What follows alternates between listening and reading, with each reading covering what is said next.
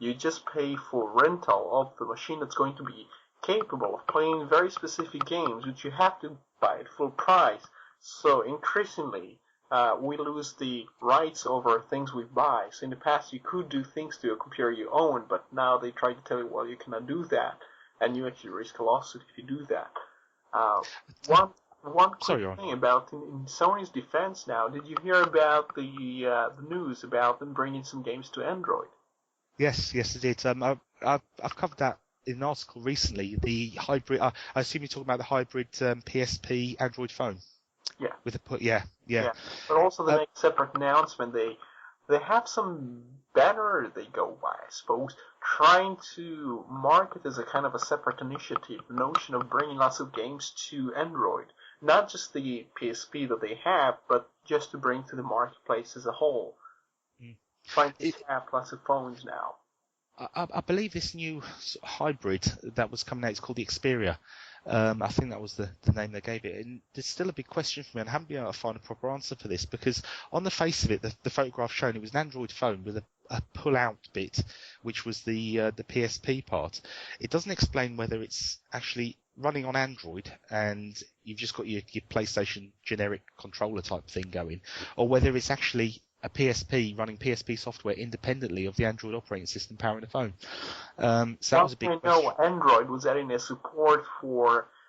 Okay, I'm not exactly sure about this, but I read somewhere that one of the features which was being incorporated maybe to Android 3.0 was some support for buttons that will be corresponding to Sony's peripherals, or to something that will be more compatible with the notion of Android as a console platform.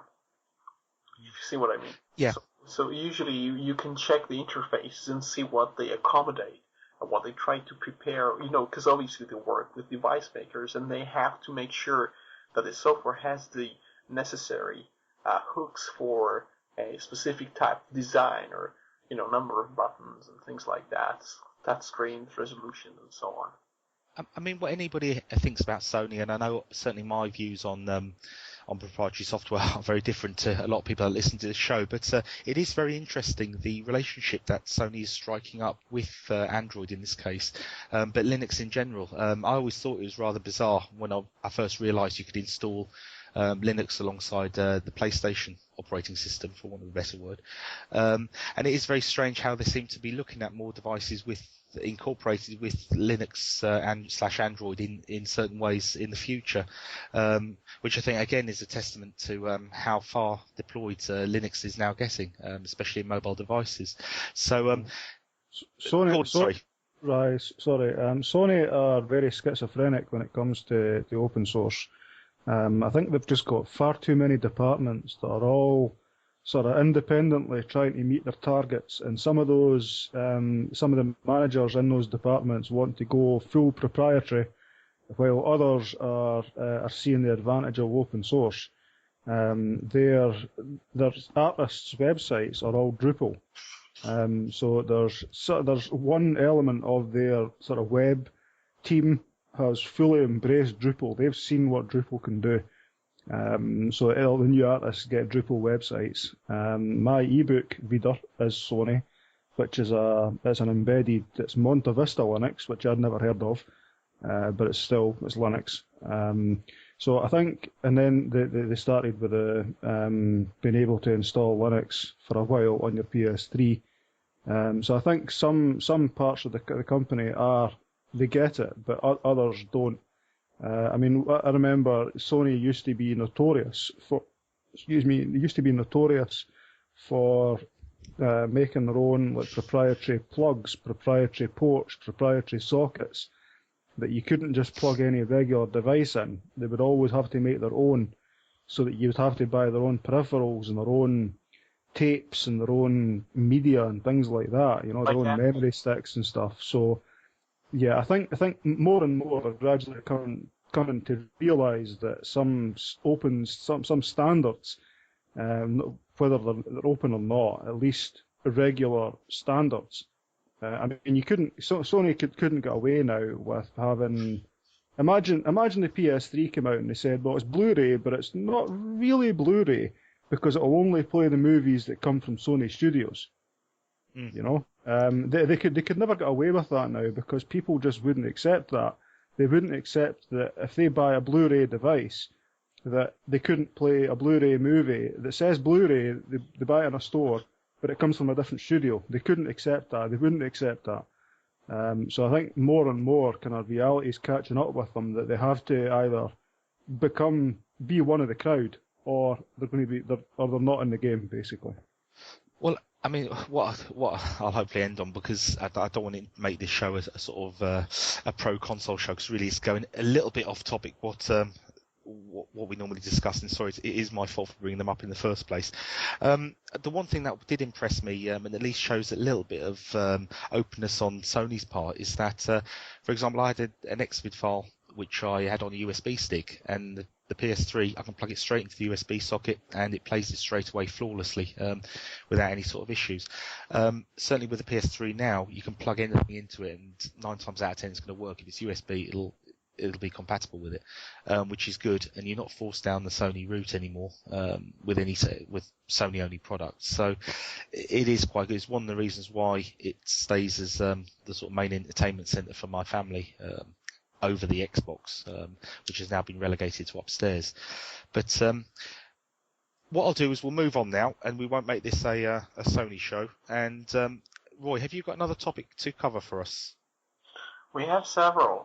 One of the main stories in the Linux news comes from LCA. We also have an interview with Linus Torvalds yesterday maybe, which is interesting. So he's pretty happy about Android, and he has some good words for Ubuntu.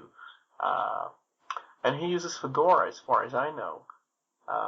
Took some photos. The conference had Google's, well, I'm not sure about his role now, but Vince Cerf he's the vice president of something, I think. We lost someone. Yes, it's not me. I think it's Gordon. Yeah, okay.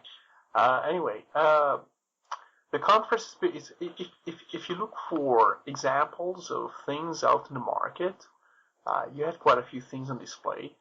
Google seemed to have been sort of absent in terms of Android. I don't trace any Android things in the Linux conference in Australia, that is. But to be honest with you, we have not had many stories the past week. I mean, I think just in general, even the news is quite jammed with news from Egypt. I don't trace many stories about free software.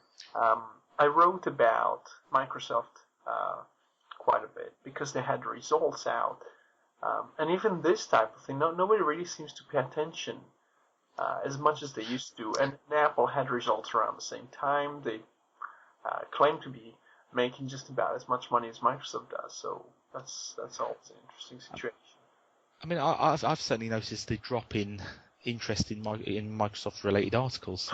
Certainly the sites I visit, the news has become less and less, and you tend now to get a lot of the old news simply rehashed with a different take on it.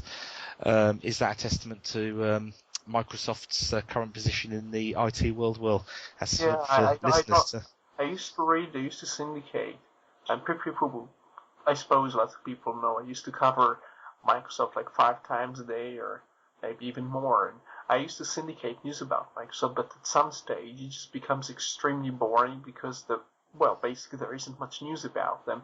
But if you do look for news, it's just that they happen to be mentioned in some article, but it's not really news about them. It's not really a threat for Microsoft. It's not necessarily once in a while you hear about an executive leaving the company, and you hear lots of these stories now. At some stage, people do leave the company, but you don't really know their names because they've only been in the company for like 2 years or 3 years, 2 years, whatever. So they don't really have any senior position in the company. So I think personally, and I have to be careful as I say that, we could actually try to concentrate on more threats to, in my case, to things like free software or rights in technology, things like DRM. We talked about Sony before. I tend to, these days, I kind of made up a name for them. I just call them Scony. and it's way with SEO has to be capital. So it's kind of like Scoracle. People try to compare it to because basically they start to use lawsuits as a kind of a business strategy, which is extremely stupid, and it's the last thing you should do because you start to give the impression these companies suing me. Like the police trying